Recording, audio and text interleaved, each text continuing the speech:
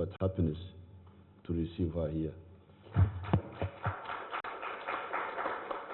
It is my honor to introduce her to you. And please, the questions will be Lagarde questions, not more than...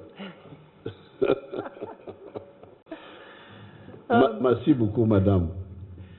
Merci, Monsieur le Président. Can you say Obubalaba? Oh, very good, very good. She's about to speaking now. That's because vous parlez français, Monsieur le Président. It has been an immense privilege and a great pleasure to visit Uganda for the first time, and more to the point, to have the opportunity to meet with you, Mr. President, and to have a thorough discussion about the future of Uganda, the history of Uganda as well, and the languages, the ideology, the 10 imperatives going forward in the economic development.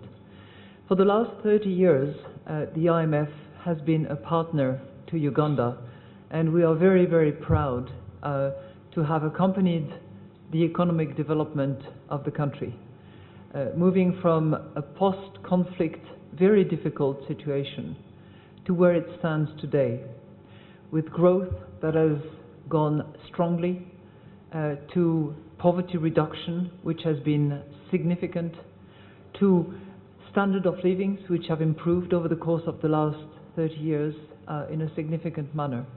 And this is mostly due, Mr. President, to your determination and to your leadership and to your ability to drive those changes.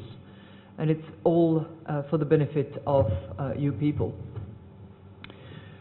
We believe that Uganda is at a point in time where it can actually grow significantly better. It can respond to the needs of its population if the right priorities are selected. We discussed infrastructure development, and this is critical. It's one of the key bottlenecks that need to be addressed and resolved with solid implementation, with accountability, and with efficiency. We also believe that the social needs of the country have to be prioritized, and that despite the scarce revenue available, priorities need to be clearly flagged towards the directions of health and education. We also believe that the business environment can continue to be improved, and the rankings of Uganda can go up in the future if the right decisions are made, if there is predictability in the business environment that private sector investors will invest in. And I had the immense privilege of sharing one richness of the Uganda people with the President, and that is the richness of Uganda women. He knows, Mr. President knows my passion for women, and my hope that wherever possible and as much as possible, they need to be given the environment in terms of security, no violence, access to the economy, access to finance in order to thrive. And there are multiple talent in Uganda, many young people, many young women who can actually thrive and develop this economy and this country, which is otherwise blessed by Mother Nature, but which under your leadership, Mr. President, can turn out to be a thriving and very prosperous economy. So we discussed all that, and it was really a privilege to meet with you, Mr. President. So je vous remercie infiniment. Thank you. Thank you. We'll now take the 4 questions, and I begin with Alon Mwesigwa. And Your Excellency, with permission, we could have the 4 at a go and then answer. Thank you so much. His Excellencies, Your Excellence, my question is on debt, and it's structured in a double way for both of you. To the IMF chief, debt, the infrastructure boom in the sub-Saharan Africa and Uganda in particular means the countries have had to borrow so much, to finance the infrastructure. But with low commodity prices in oil and other commodities, it means there is an implicit assumption that these countries may not be able to pay back their debt.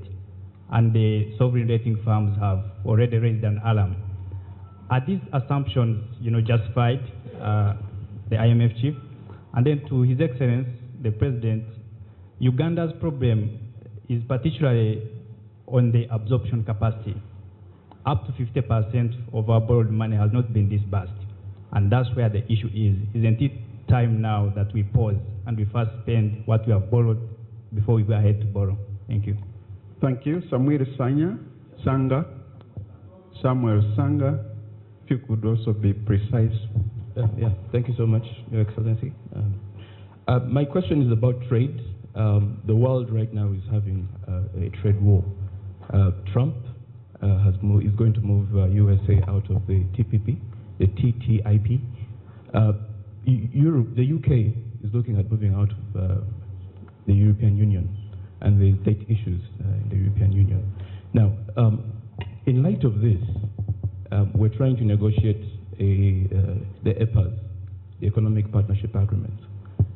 My question is, does it really make sense for Uganda to actually continue negotiating to enter an agreement with Europe at a time when countries are becoming more protectionist as opposed to globalizing? So there seems to be a shift in ideology. Just your comment on that. And thank you. Mr. Rainer Ojon. Good afternoon, Rainer Ojon. I work with NTV Uganda. My question is on agriculture. Mr. President, you've pushed for agriculture that is linked to manufacturing that is linked to the agricultural sector over the years. But we have the challenge of drought right now that's affecting this strategy. Your thoughts, as well as Madam, on the same. Thank you. Mr. Samson Kasumba, finally.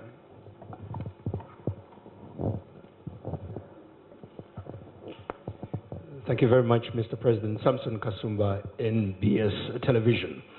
To begin with you, Madame Lagarde, there are movements happening in the world with many looking inside America first. Brexit is happening. And yet here in Africa, we are going regional. The first question is, in a sense, what opportunities are there within this dynamic that is unfolding? And number two, what challenges should we guard against within the New World Order? And as well, we are getting into a monetary union and political union here in Uganda within the context of Brexit. What's your advice in that sense? Thank you very much. Thank you. Your Excellency, you may wish to respond. Well, my portion of the debt was absorption capacity. Absorption capacity is because some of your people, I've forgotten my French,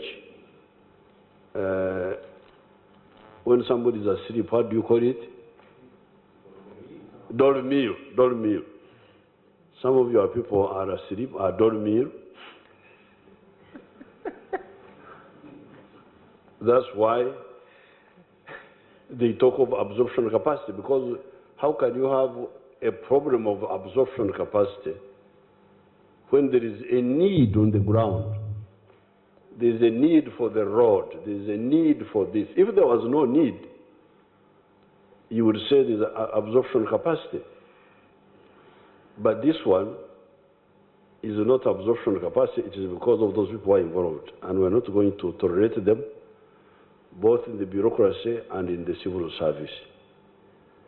I will let Madame comment on the sustainability of the date, because that was the other portion. So the problem of dormir, as far as absorption capacity is concerned, is thoroughly curable. Curable by ejecting those who are asleep replacing them with those who are awake. I think you are one of those who are awake. You must be one of them. So there's a possibility for you.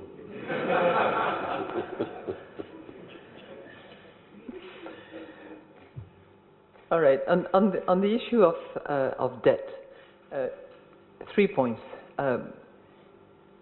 One is, for developing countries aspiring to middle-income country status, there has to be a good balance between concessional and non-concessional loans.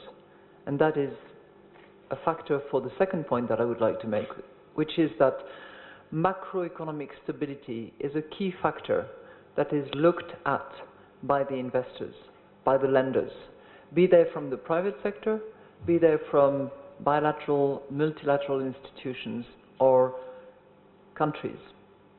Third point, there is abundance of financing available.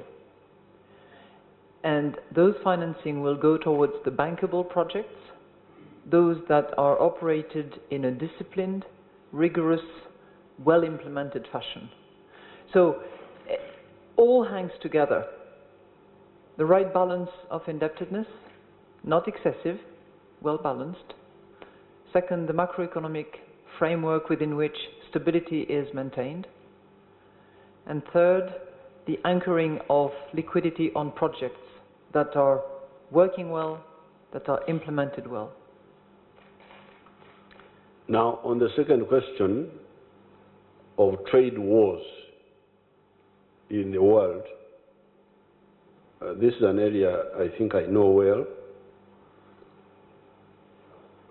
Prosperity is created when I produce a service or a good and I sell it. And the more buyers that buy from me, the better for me. Therefore, those who are pushing isolationist positions, I don't know how they will sustain the prosperity of their people. For us, definitely we are working for a common market of, we already have the common market of East Africa, and you see how much it is helping us. You, for instance, take maize. We produce 4 million tons of maize. We consume only 1 million. If we did not have the regional market, that industry would have collapsed by now, the maize industry. Milk, if you take milk, we are producing 2.2 billion liters of milk now. You, the Ugandans, you are drinking only 800 million liters. That's why some of you are still losing their teeth, because you don't have enough calcium to keep your teeth in your mouth. Now, if we did not have the regional market, the milk industry would have collapsed. And I can quote so many examples. So, for us in East Africa, we are working for the integration of East Africa, integration of the common market of Africa, because it is a must. Not only are we doing that, we are also negotiating with others to allow us access to their markets. European Union, China, United States, because this is a stimulus for prosperity. The more somebody buys from you, the better. So if there is a theory that you don't want buyers to buy from you, then you want to see how valid that theory is. But I'm sure it will fail, that type of approach. That's my frank view. I don't know the expert, what she says.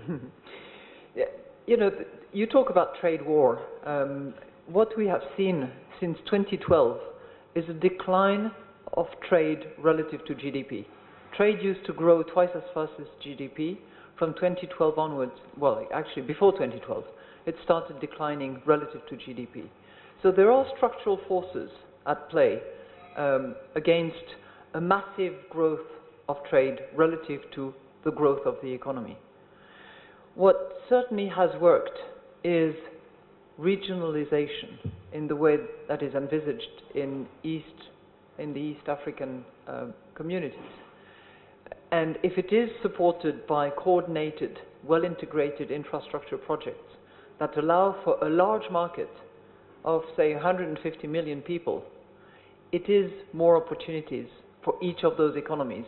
And it is a major factor of attractiveness for those who look at investing somewhere and who will be attracted first and foremost by the size of the market, by the ability from that market to purchase their products, and of course by the infrastructure, both in terms of transportation, power, and what I call the soft power, which is a combination of business-friendly environment and predictable taxation, which is sensible.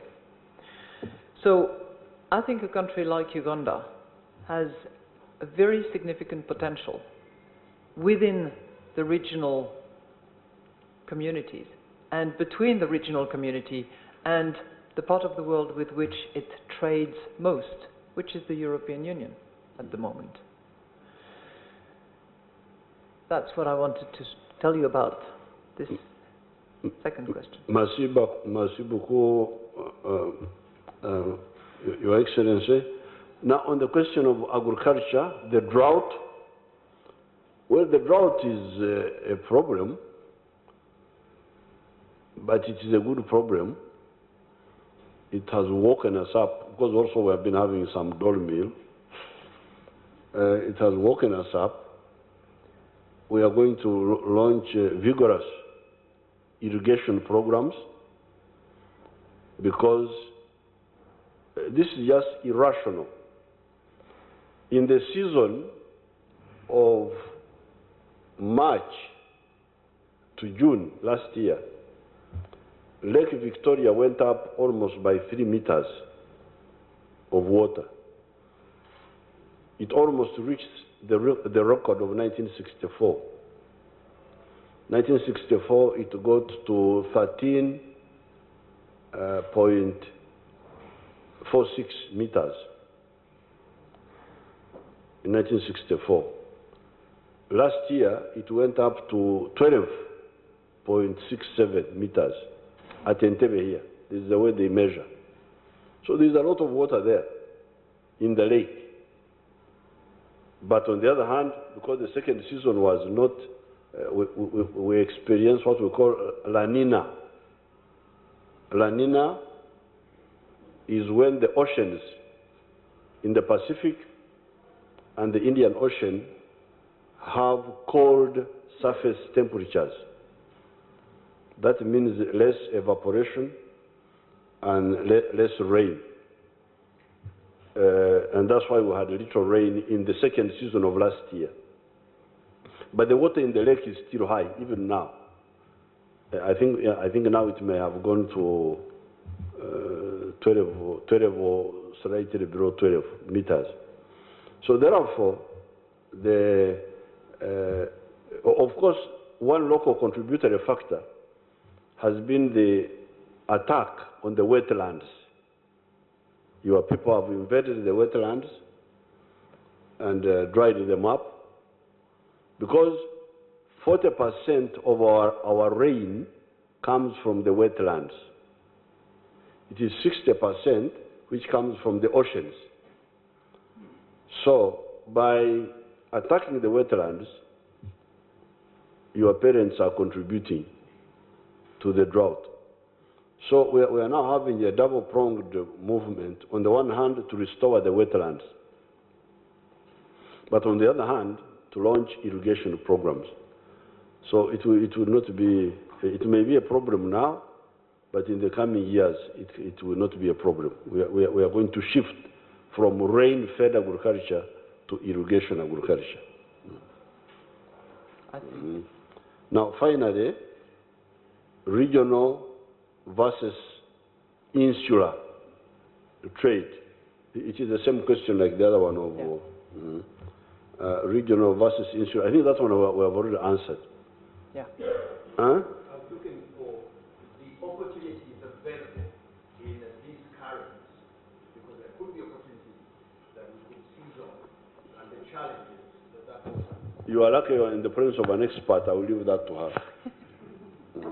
You know, I will not repeat what I said about the opportunities for growth and additional income as a result of a larger market that would be produced by an intelligent regional integration. And what I mean by intelligent, I mean infrastructures that connect, whether it's railroad, whether it's roads, whether it's access to ports, but countries coming together with a view to leveraging on their combined richness and opportunities. Coming from the European Union and from a country that is part of the euro area, I would certainly suggest that hasting slowly, hâte-toi lentement, as Socrates would have said, is probably the best way to go. Consolidate, move one step at a time, and make sure that the steps that you have taken are actually solid, sustainable, and will take you to the next one. Don't rush to integration.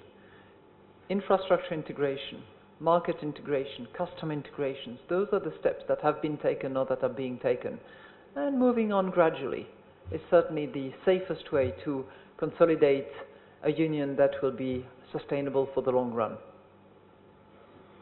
Merci beaucoup. Okay. Thank you very much, members of the press. Please wait for the two principals to leave, and then you leave after. Thank you.